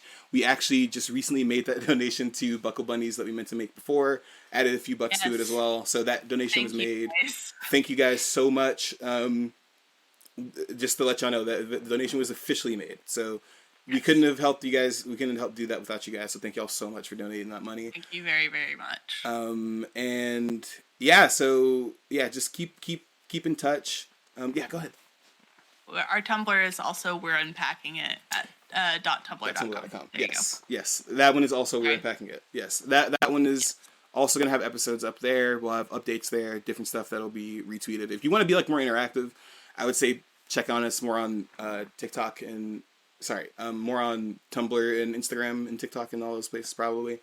But yeah, so we're really trying to get better on the social media stuff, just because we want more people to see us and see the podcast. Talking to y'all too. Yeah, we like talking to everybody. So yeah, like just drop a comment or whatever. I realize I forget to say this during most podcasts, but if you're on like Spotify or iTunes or whatever, go ahead and get the podcast a rating. That does help us out a lot as far as like other people who want to like be interested in like media analysis or Berserk stuff. They can find this podcast. It'll be more recommended to them. So if you have those systems in your whatever you're listening to this through, go ahead and send us a rating. We really appreciate it. But yeah, been having a lot of fun. I've been reading more Berserk. I actually took a break for a little bit because I was reading Chainsaw Man, but I got back to it, and I'm looking forward to recording some more. So really happy to see that you guys are enjoying all the stuff we're putting out, and can't wait to share more with y'all.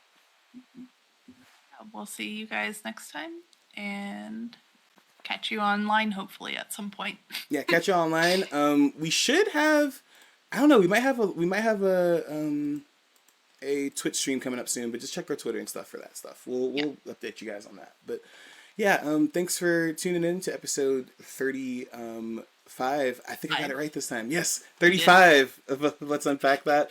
We'll see you guys next time for episode 36, or if you're extra cool, we'll see you for the Bunny Trails episode. But yeah, catch you guys next time. See ya. Bye.